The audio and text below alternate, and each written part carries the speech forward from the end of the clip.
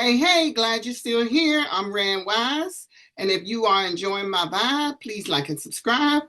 And here we go.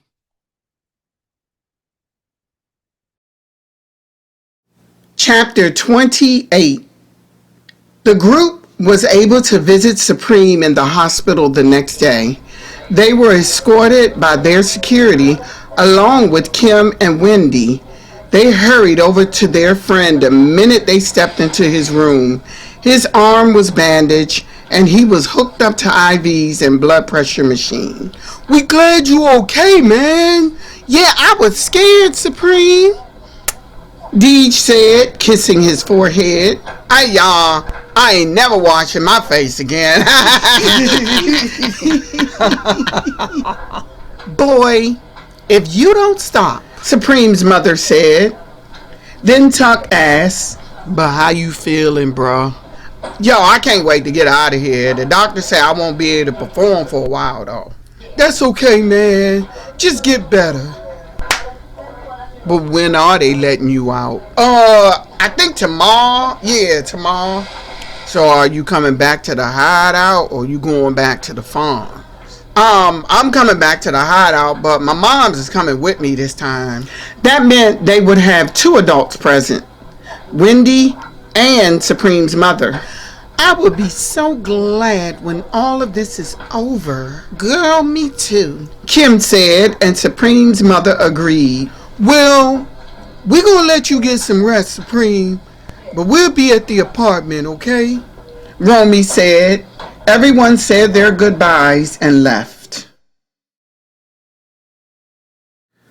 Chapter 29. Once Cassius was in the van, he was told to remove his sneakers. That's when the detective removed the sole from his Nikes and removed a bug that had been placed in his shoe earlier. They hooked the recording device to the player inside the van and listened to some of the conversation Cassius had with Smoke and Woody. "Wood action. Put me on. One down. Pow. 3 to go. We can at least disable them from being able to perform." "You don't know if they survived or not, Woody, so don't get too happy." "Well, I will finish him. In the meantime, we'll get the other 3.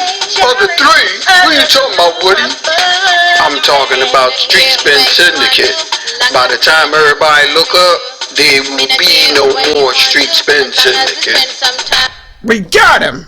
We got the sucker!" one of the detectives said. Cassius said, "You owe me a pair of Nikes just like these." "Where are the other children?" another detective asked. "They're safe in Maryland. I got them tucked away. Matter of fact, here's the address right here." "Keep doing what you're doing, Cassius. Don't do anything out of the ordinary. Just keep on course, and we'll be trailing you." Cassius knew how to behave normal. His whole life had been centered around being stoic. He was met with a barrage of questions once he returned to the apartment, especially from Wendy. "Where were you?" "Wendy, it's over," he said, removing his jacket. She was perplexed. "Over? What's over?" "Smoke is going down. It's all on recording." Hold up, Kane. They wired you? How you get in there with a wire on?" "Yeah, little man, they wired me." Although he had been checked for wiring before he entered the room, they never thought to check his sneakers. "So, what happens now?" "Well, Miss Wendy, we wait. It's in the hands of the homicide detectives now. They'll call us." "So he admitted to killing my son?" "Yeah, he did. And it's all on tape." "Oh, Cassius, thank you." "I never thought it would happen." Finally, she hugged him, tears in her eyes. Romy came over and hugged him too and thanked him. "He's not getting out either, Wendy. You can rest assured that." "Good. Finally, my son gets justice." She had never been the same since her son's murder, but to know that justice will be served to the person who murdered her child made her feel better. I didn't have any proof before, but I finally got my opportunity, and the right time finally came. You know I can't stand smoke.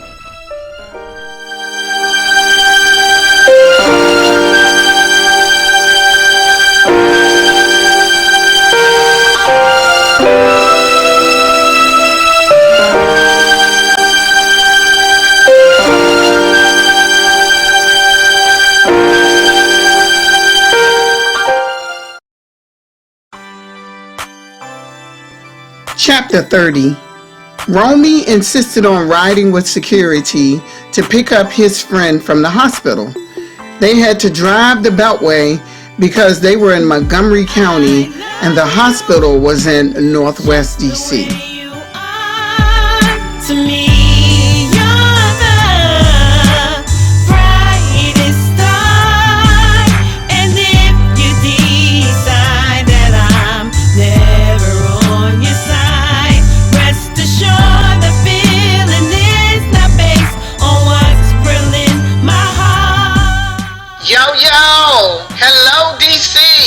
That was Today, Tomorrow, Forever by Kathy Kent Graves, her newest hit. She's back on tour, y'all. Back on tour. Yeah, with another one of her hits. We need to get her on our show. Like, for real, Jenna, we need to get her up here. Yeah, you need to pull her off tour first. Everybody wants KKG. So, take a number, sit down, shut up, cause she's in demand. You ain't never lied, but a beautiful voice, very beautiful, absolutely beautiful person. I only met her one time. She seems like a really cool girl. Alright, KKG, we out here for you. But we need to go here because in local news, DC Metropolitan Police arrested Thaddeus Wells and Ronald Woodson last night for conspiracy to commit murder and the murder of Darrell Roman last summer. And you know what, Ralph, when I heard that, I was shocked.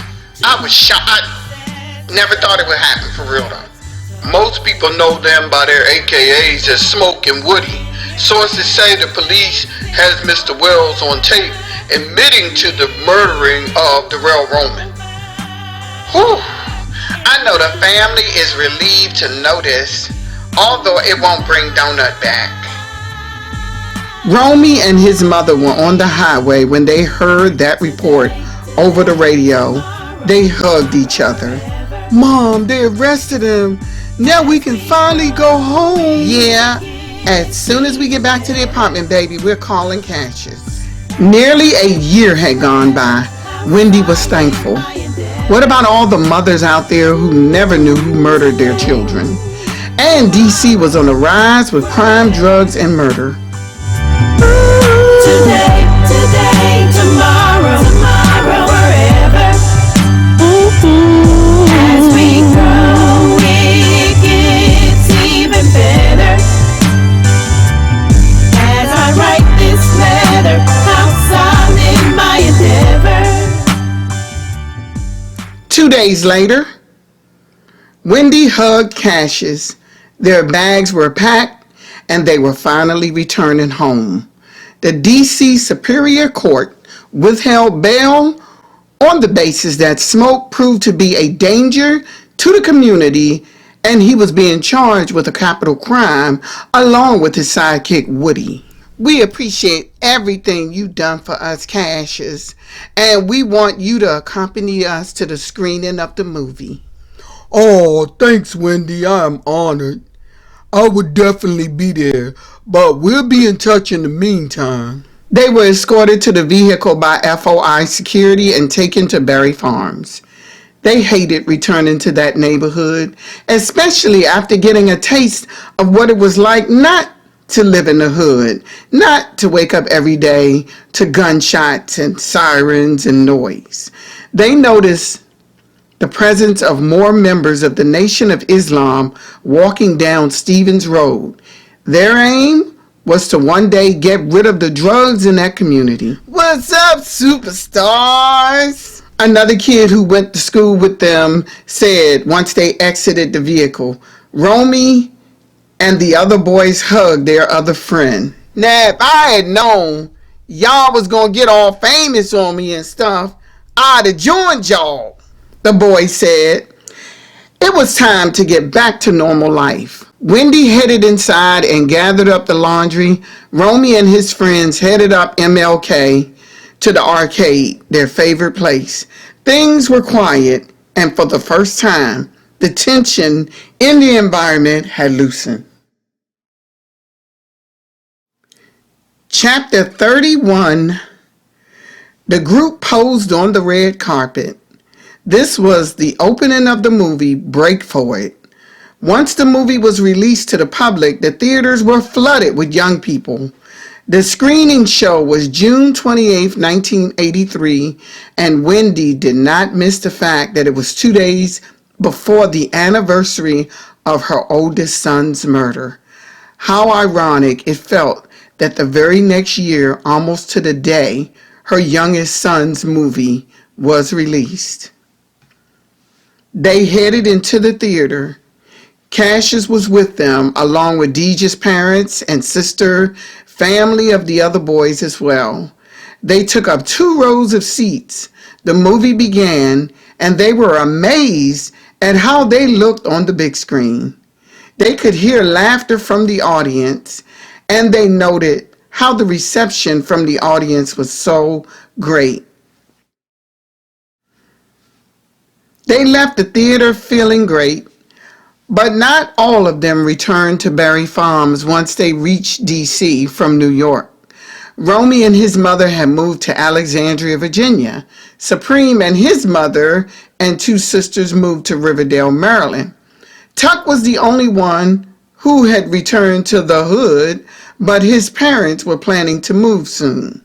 Yo, I'ma miss all y'all when school starts. Tuck told the others. Yeah, but you about to be a senior anyway though, Tuck, Romy said. Yeah, that's true. Y'all, we all gonna miss each other, cause we done all split up all over the place. You in Virginia, Romy, I'm in Maryland, Tuck still in the farms for now, no telling where Tuck gonna end up. But I got my license, we can all hang out. I can always come and get y'all. Those are the pains of childhood. Sometimes splitting up is just part of growing up. God gives us memories to appreciate the things that made a difference in our lives. I never thought you was a poet, Kane. Oh, okay. Little man got jokes. So you think I'm just some hood brother who don't know the spoken and written word. Listen. You'd be surprised at how much I sit down and write when I'm alone. September 18, 1983, 3 months later. Good morning, DC. This is Jenna J. And this is Ralph Cook. And we have an exclusive interview with DC's own stars, Street Spin Syndicate. Oh yeah. So listen up, DC. We appreciate y'all being able to get away from your busy schedules and come out and talk to us. And we're going to start with you, Tuck, since you are the oldest of the group. How did you feel about the new movie that was released back in June? I'm feeling really good about it. It's opened up opportunities for me, you know. Yeah, and by the way, how is school going? Well, school is good. Everything's good. Graduating in June. Oh, wonderful. And we hope to be there, Tuck. And you said something about opportunities opening up. What are those opportunities? Universal reached out to me, and they want me to star in the movie Class Reunion as the younger version of Clifton Davis. Oh, my. Woo! That's good. You get... Wait a minute. They got you playing a young Clifton Davis. Oh, you go, Tuck. Tell us what the movie is about, if you don't mind, or if they've sworn you to secrecy right now. Well, nah, they haven't sworn us to secrecy. It's a 20-year class reunion, and that the reunion, everyone starts blaming each other for stuff that happened when they was back in school. It's like this mess. Like, it's a comedy. I mean, since I've been on set, I sometimes can't help but to laugh at some of the stuff that's being said, some of the lines that we going over. Oh yeah, so they're already finished with the taping of the movie. Yeah, Ralph, we done. We pretty much done. Yeah. So, any other ambitions on your roster? I will be attending Howard University next year. Oh, congratulations, bruh. Congratulations, that's good news.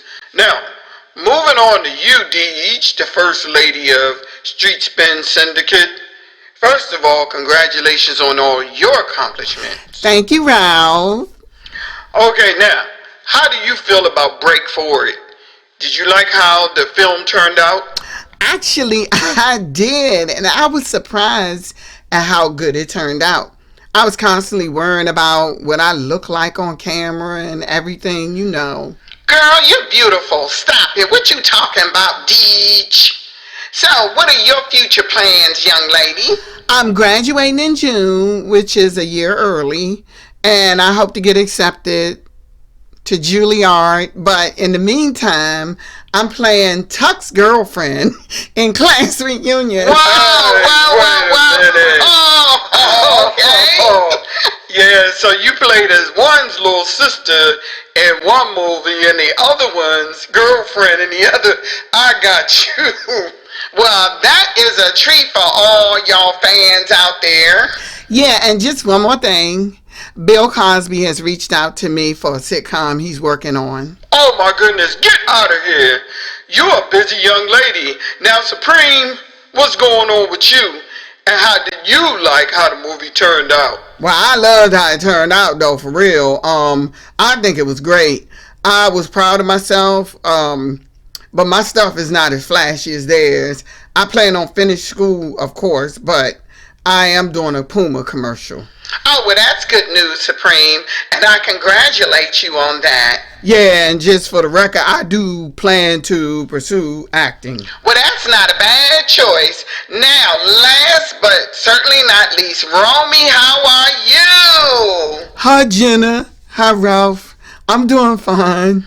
Oh, well, that's good. Now, how did you like the movie? Me? I loved it. I thought it was great. Wait a minute. Hold up. He's saying that because he was the main actor. Oh,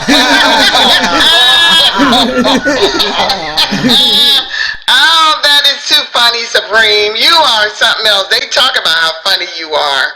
Yeah, they do. So, tell us what's going on and how you ended up being cast in the movie Victim Road. Okay, so we was on the set for Break For It, and one of the producers approached me and told me that when it was over, they wanted me to audition for Victim Road. It was like the funniest thing, yo. I mean, I ain't expect that, like came out of nowhere almost. So I did audition and I got the role. He was speaking of a movie where a young man finds a dead body in a warehouse and is afraid to report it because he finds something at the scene that belongs to his own father and knows that his father must be the person who committed the murder. But I'm going to say this. You did a great job in Break For It, Romy. All of you did a great job. Yeah, thank you. It was a lot of pressure. Well, I can only imagine, and I know your mother is so proud of you. She is. We've been through a lot over the year, and she told me the other day she can finally take a breath. Oh, wow. Again, we are speaking with Street Spin Syndicate about their new movie, Break For It, which is now on VHS and beta. Pick up your copies at Blockbuster and other video stores. This is a movie you do want to see. And thank you all for coming out and talking to us. We congratulate you on your success. Yes, we do. You know what? You all have beat the odds, making it out of a bad situation and using your talent to turn those odds into success. We congratulate you on all of that and your resilience. And can I give a shout out to our families? I want to thank my moms, my sisters, and all who supported us. Supreme said, and I would like to thank my parents, the producers of Break For It, all who gave us a chance, and thanked Cassius Kane for standing posts. Deej said, yeah, I want to thank my moms, Kane, and my group, and all who gave us a chance to break out and be able to do something with our lives. Romy said, thanks to all our fans, family, friends, and everybody who stuck with us. Tuck said, This is the Jenna J and Ralph Cook Morning Show as the sound of DC is roasting on PGC. It is 9 a.m., y'all. Are you at work yet? bring it down to the ground, too cold. Turn it up, burn it up. Chuck Brown, y'all. Lil Diddy and the Masters. Jump, jump, jump up and down. Bounce, bounce, up the way down. Turn, turn, up the way around. Spin, spin, until you get dizzy. Send your whole body into a tizzy. Too hot, bring it down to the ground, too cold. Turn it up, burn it up, too hot. Bring it down to the ground, too cold. Turn it up, burn it up, too hot. Bring it down to the ground, too cold. Turn it up, burn it up, too hot. Bring it down to the ground, too cold. Turn it up, burn it up, too hot. Bring it down to the ground, too cold. Turn it up, burn it up, too hot. Bring it down to the ground, too cold. Turn it up, burn it up, too hot. Bring it down to the ground, too cold. Turn it up, burn it up. Anybody down with red S's, y'all? Anybody down with red S's, y'all? This is a tribute.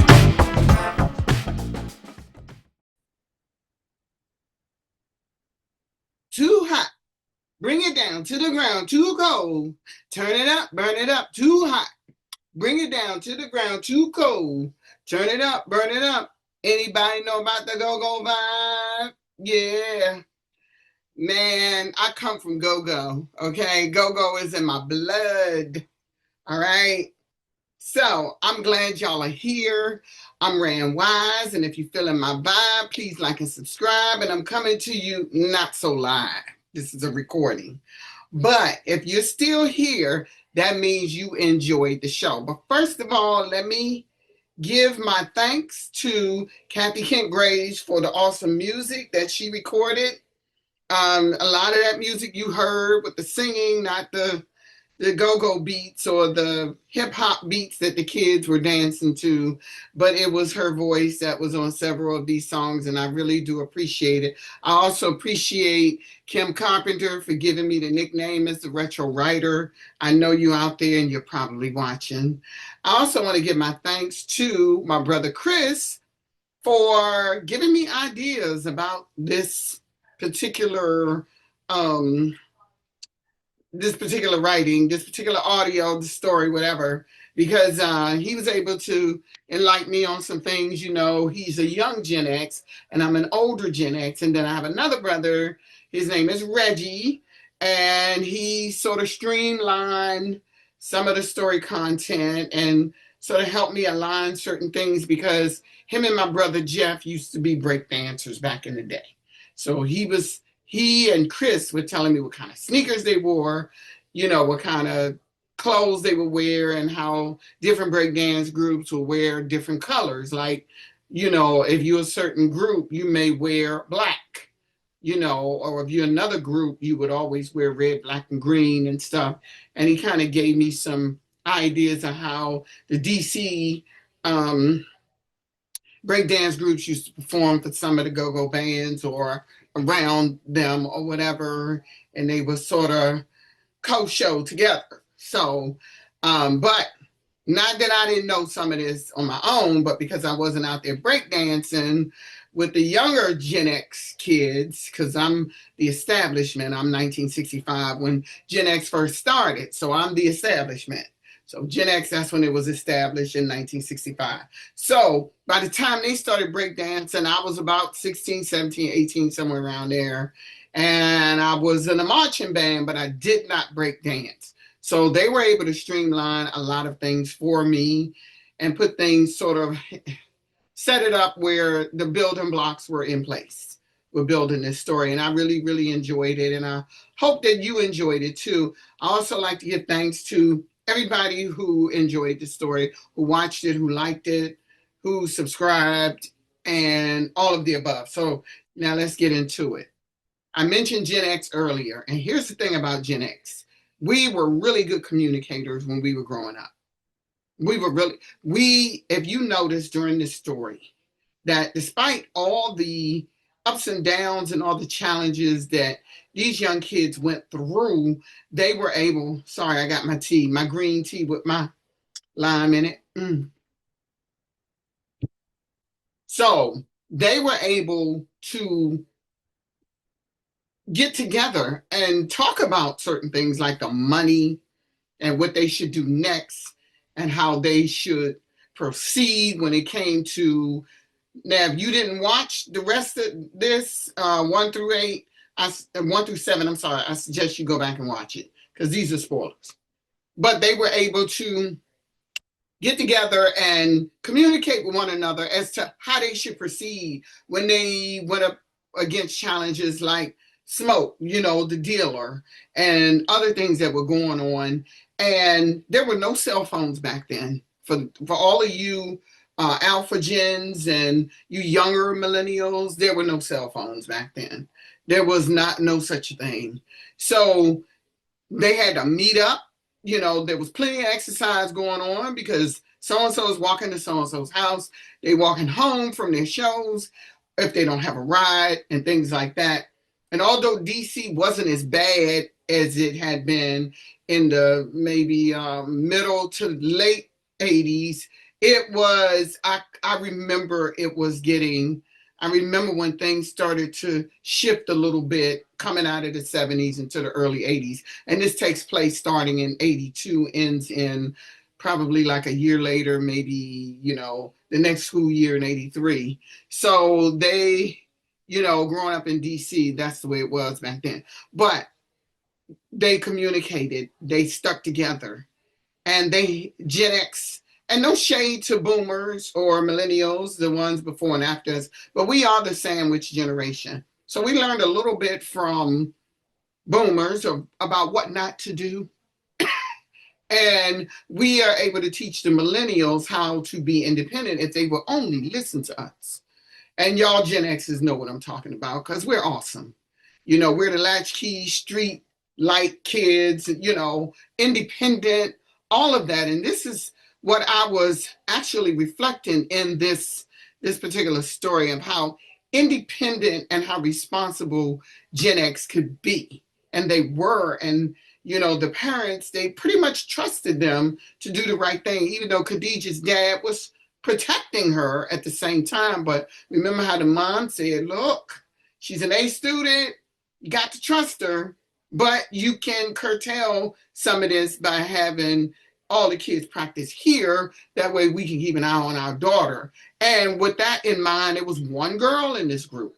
You didn't have too many groups where there was a mix of boys and girls, but you did have some, but it wasn't very common. But if you notice how these boys respected her, none of them tried to push up on her. They looked at her as they knew she was a girl, but they seen her as equal to themselves. So they didn't have this misogynistic thing about them, except when Tuck said, yeah, she can break dance real good for a girl or whatever. That's to be expected, but they didn't go in on her. And Deej was good, according to the way I described it.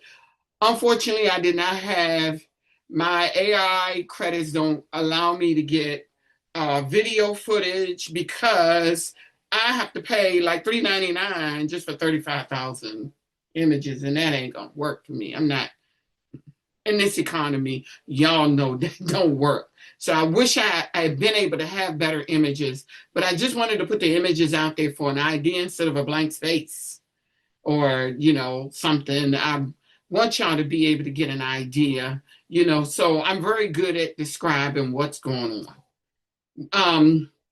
And then you had, them being smart about their money. Hey, Smoke didn't ask for a percentage. He said $100. So Smoke had negotiated with Johnny Hutchison at Preston Records. Oh, well, you get $100 out of their money, so they're thinking they're gonna make 300 and be left with 200. He didn't say a third; he said $100. So the kids pretty much outsmarted him on that, because you had adults that were involved in this that were actually looking out for the kids, despite the challenges and the trials that they were having out there on the street. You had Kim, who was Deej's mother, who got involved and started taking them everywhere they needed to go, cashing their checks and being protective. Then you had Wendy, who was Romy's mother, and she had lost a son, and she got more involved, with their activities. And then you had Cassius Kane, which is he's such a darling, who was looking out for them, knowing that Smoke, this cockroach, was out there trying to feed off of them. And Cassius Kane was like, "Oh, no, we're not having that." And I'm gonna tell you, I sort of got that name from my brother Reggie. I put it all together. He has a son named Cassius, and Reggie loves the last name Kane. So when I told him I'm going to name this character Cassius Kane, Reggie was like, "I like that."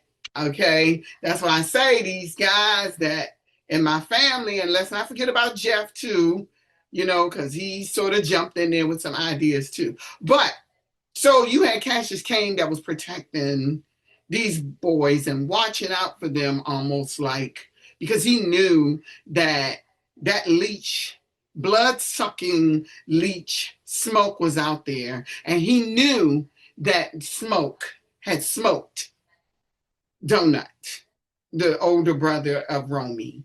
He knew that. But as he said, y'all wasn't ready for that information yet. But he watched and he said, "Oh, you know what? It's time for me to go in." Because in his mind, can't bring him back. But no. You getting ready to do some more stuff. So you need to be stopped. Now, should he have stopped him before? Well, he didn't know he was going to do what he did to Donut. But once he found out, he could have went to the police. But I understand how city folks think. People in urban areas like DC and Baltimore and all that, they got to make sure that they are protected before they drop a dime on somebody. They got to make sure that this person is going to go away. And when Cassius got his big break and was able to have a conversation with them, wired, and they didn't know that his sneakers were wired. They thought they padded all this, and they didn't realize the wire was in the sneakers. So that was a smart thing on his part, but he was able to work with the police on that. Okay. So despite the police being in Smoke's pocket, it just didn't ride, So with all of that being said, I want to say that I really loved this story that I wrote. It really took me back. It gave me a sense of nostalgia as I was creating some of the, fast beats, as I was creating the go-go music and all of that. It sort of took me back to my later teen years when I would go to shows and bands and stuff and listen to Chuck Brown and Rare Essence and Lil Benny and the Masters.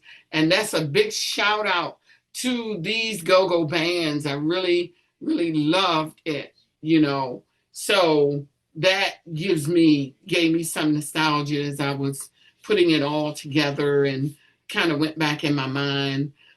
Retro is good as long as you don't try to live it.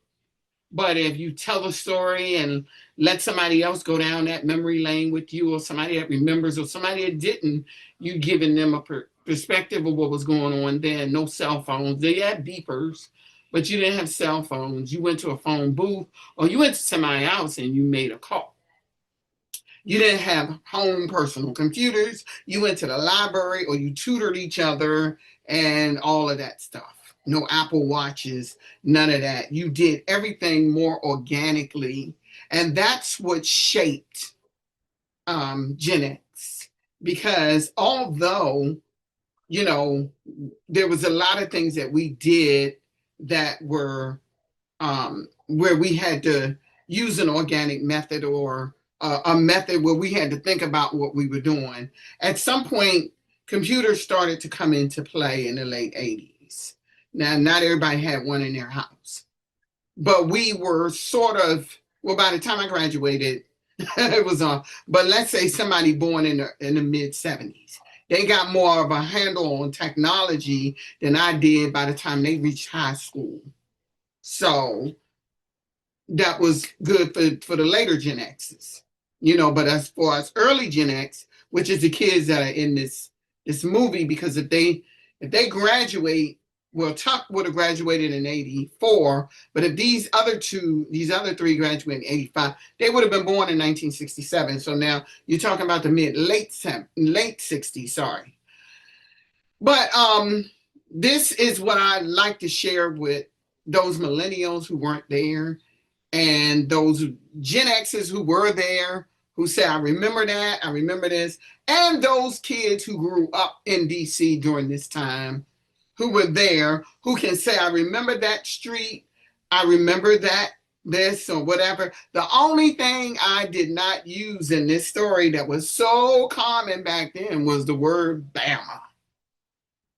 Bama, that was a big word. And after I wrote the story, I said, did I get away from using the word Bama? How did I forget that one? Like when I went back and listened to my audio, I almost changed a couple of things. I really want to put the word Bama in there because now Bama is something affectionate.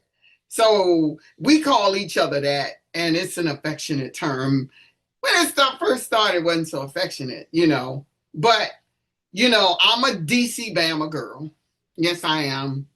So, I mean, I consider myself, my brother's making a t-shirt that says DC Bama. And that's cool because it's an identifier. It identifies who I am. It identifies my culture. And that's what this story was about. It was about my culture. However, others can partake in it in a sense where there's certain elements of the story where people do remember things, even if they grew up in Philly. Even if they grew up in Atlanta, there's certain things that they know, but then there's certain things that are just so adhesive to our culture, like go-go music, the word Bama, mambo sauce, like the big chair. If you say the big chair, if somebody lived or grew up in DC, they know exactly what that big chair is. So on Goodall Road and Martin Luther King Avenue, if my memory serves me correctly, I don't know how many times I done drove or walked past the big chair. Ben's Chili Bowl, that's another thing that everybody is familiar with if you are from DC. So, with all that being said, I appreciate y'all being here, and I'm glad you're still here if you're still listening to this. And like I said, if you feeling my vibe, please like and subscribe. My name is Randall Wise. That's my name and my game, and my aim is to entertain. So, I'm going to bid y'all good night. And once again, thanks for being here. Okay. And I got one out coming out called Reunion. And this is about a bunch of people getting together for a class reunion. And they reminisce about the days, but then they start talking about things that they did to each other that they need to talk about. Okay, well, that's not coming out until the summer of 2026 if I'm still around and if God wills. Okay, so see y'all. Take care. Good night.